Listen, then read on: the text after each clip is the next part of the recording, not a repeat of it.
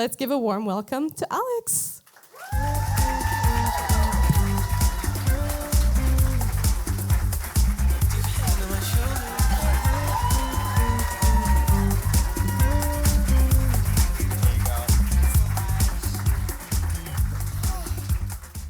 Okay, oh my God, this is actually crazy.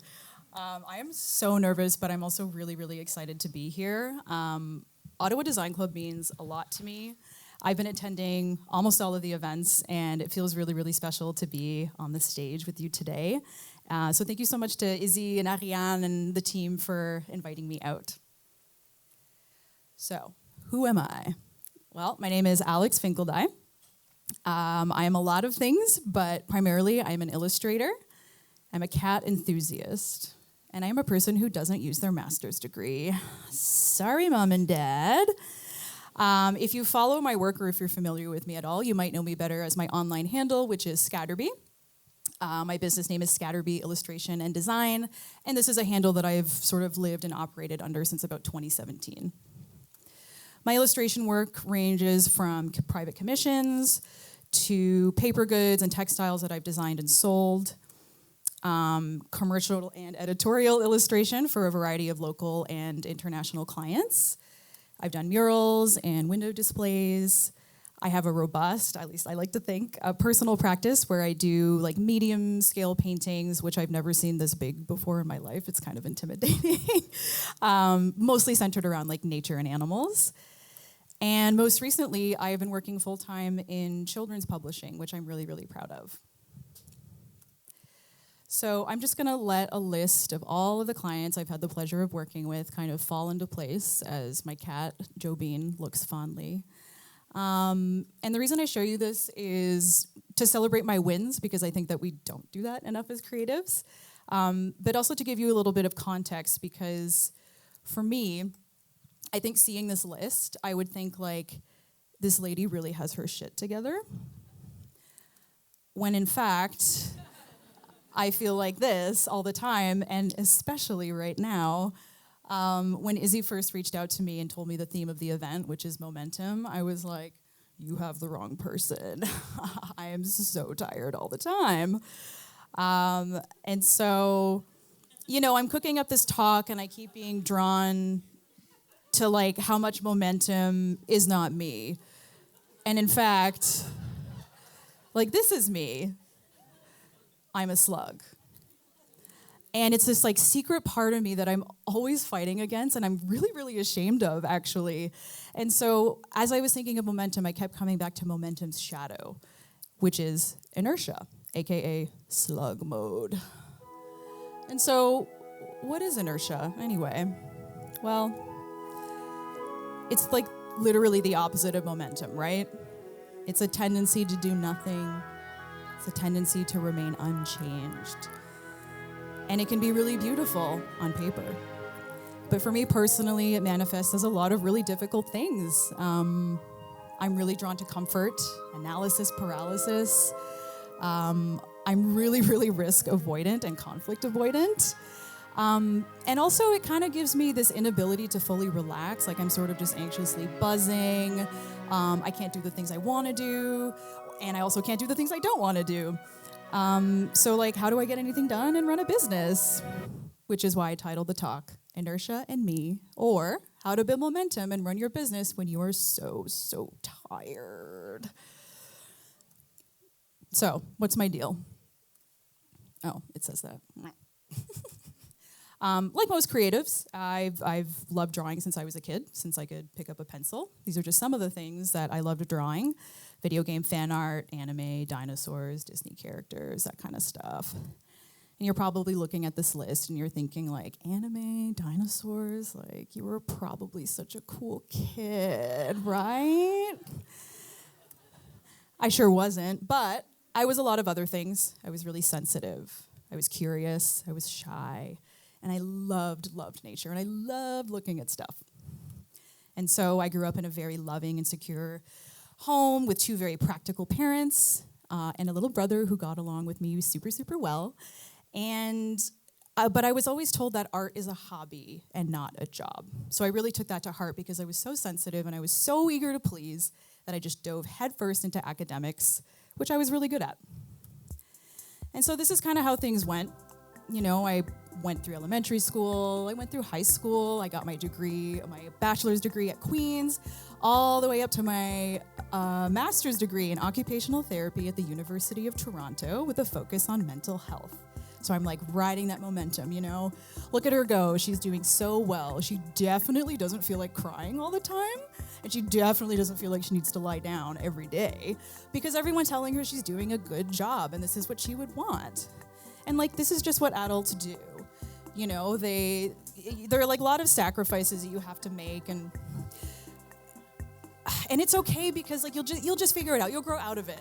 Everyone's telling me I'm doing a good job, so this like nagging feeling that I'm moving further and further away from my true self probably doesn't mean anything. And so the momentum kept building and building and building until I got a little visit from something called burnout. This was a drawing that I did in 2016 when this is before Instagram. I hadn't made art in like 10 years. And I was sitting at my desk in my very professional office at the hospital. And I had just hit a wall. We had just adopted our first cat, Joe Bean. And all I wanted to do was be with him and like have a drink, obviously. And all I could think about was how overwhelmed I was. But also like, how could this happen? This is the thing that I was supposed to do. I got the degrees, I have the student debt to prove it, and everything looked good on paper, but I was unraveling. So, after one of the hardest years of my life, I took a long, long look at myself in the mirror. And I had to think, like, what was missing? What's going on here? And what I realized is that my creative tank was empty because I hadn't nurtured it, because to me, it didn't seem like it was the important thing, but it was actually, like, so fundamental to me, which I didn't realize. And so after many, many tearful conversations with my husband, we talked honestly. We're like, what would it take for you to reconnect with that part of yourself? Because he knew, having been alongside me, how important art was to me. And he asked me very compassionately, if you were to go back to art in some capacity, like, do you think you could make it work? And maybe for the first time in my life, I had this like resounding yes. And like, as a chronically indecisive person, that meant a lot because I never received a clearer signal from my body. You can call it intuition, you can call it whatever you want, but I really thought I could do it, and at the very, very least, I really had to try. So, how did I go from there to here? Well, when I look back on my career as an artist, my very recent career as an artist, I think about how so many of the decisions that I made were things that I did way before I ever felt ready, over and over and over again, just like stepping out of my comfort zone, saying yes to things before I knew how to do them and like figuring it out. And so step one was find a place to put your work. And at the time, that was Instagram. And so that's what I did. I created Scatterbee in 2017. And Instagram was like a totally different beast at the time. We had like chronological feeds, so it was very different, but it worked for me.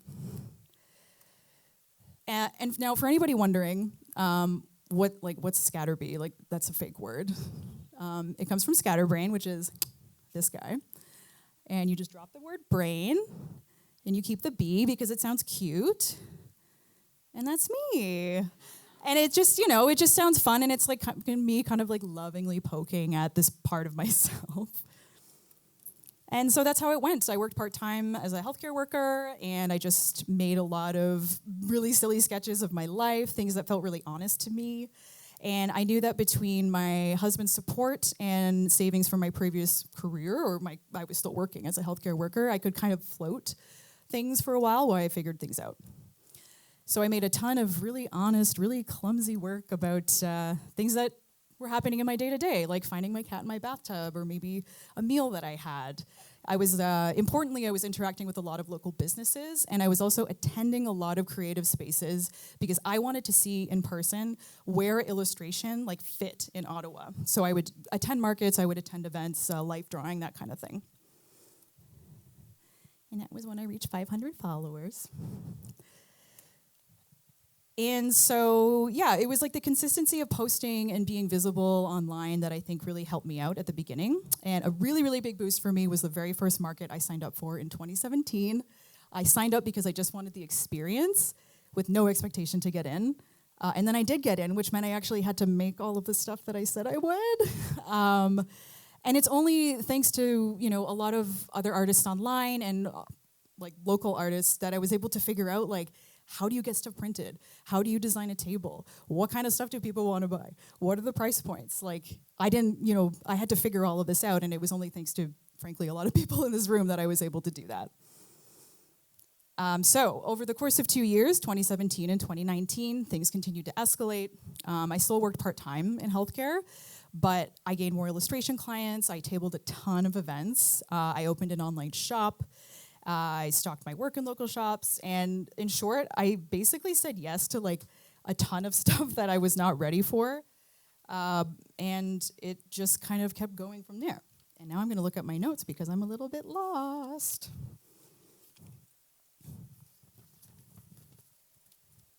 So it's 2019, and I made the really, really difficult decision to leap full-time into illustration because the 2 years of part-timing had given me a taste of what it was to be a business owner and to be self-reliant, which is something I didn't know I could do. I couldn't sustain the pull of 2 jobs anymore, and I felt that I would never know for sure unless I went full-time. And I want people to know that this was a very emotional decision and one that comes from a place of tremendous privilege because thanks to my husband and to some savings that I was stretching, I was able to do that. And we were very clear that we would let me try this for a year and see how it would go. And so 2019 ended up being one of the biggest years for me. And I learned a lot about myself and running a business. The first thing I learned was that I need a lot of space to hear my own creative voice.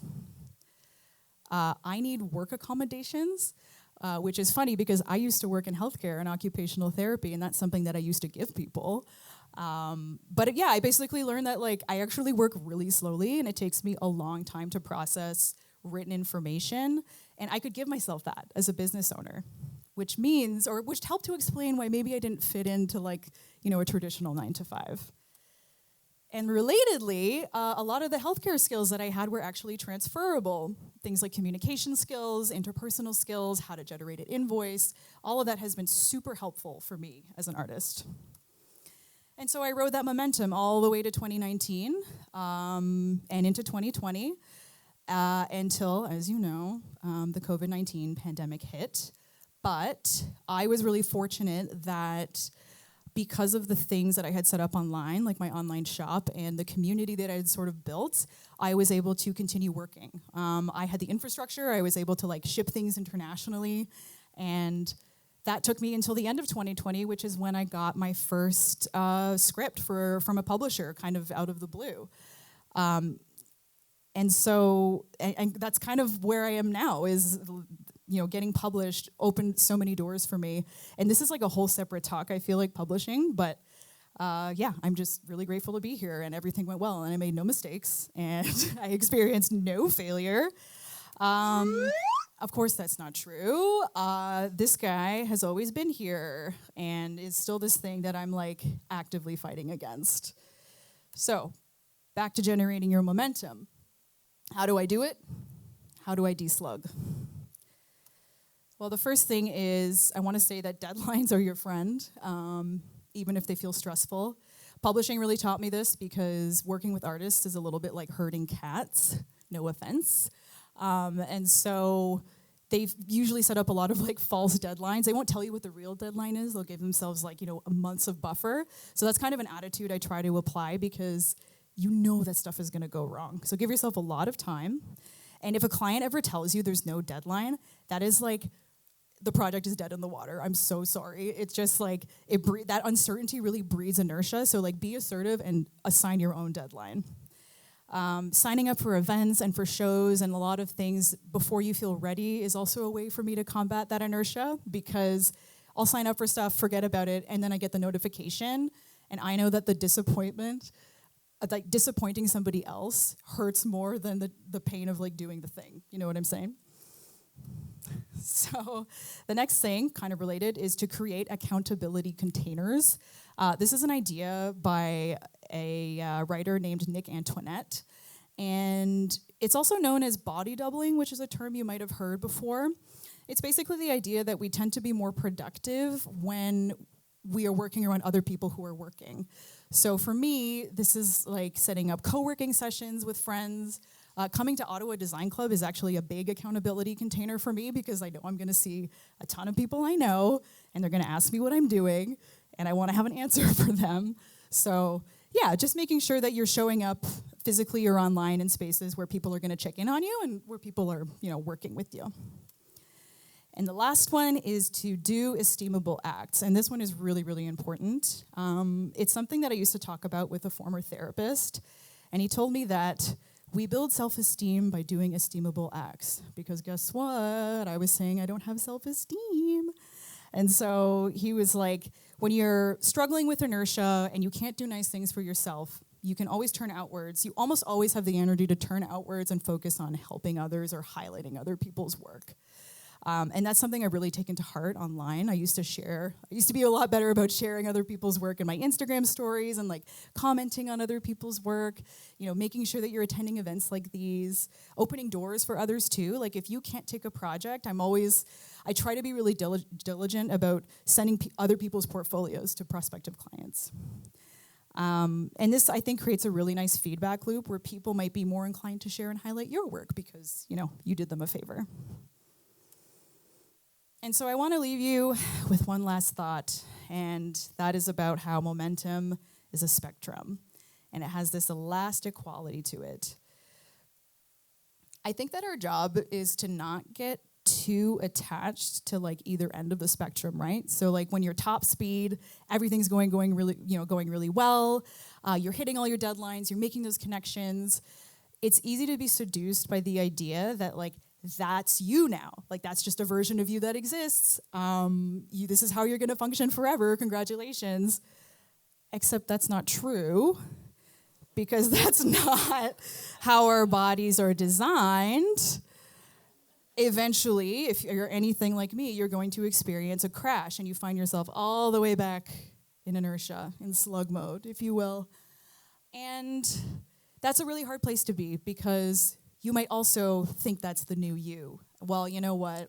I'm a piece of shit. I can't do anything. I'm never going to get another good job again. All of those negative thoughts can kind of keep you down. And so when I find myself in this place, my new venture is like trying to find a middle path. I think of it as a brisk walk with a lot of breaks, a sustainable pace. And it's not easy, I'm not going to lie, but it means that I give myself a lot more patience and grace than I ever did before, and I certainly hope that you can do the same. It has a lot to do with like staying embodied and listening to your own inner voice, and I think that when you're in that place, it can make it a little bit easier to know when it's time to leap or when it's time to pull back. And I just want you to know that you deserve rest, you really do, because you're worth it, and you have so much more time than you think you do. Thank you.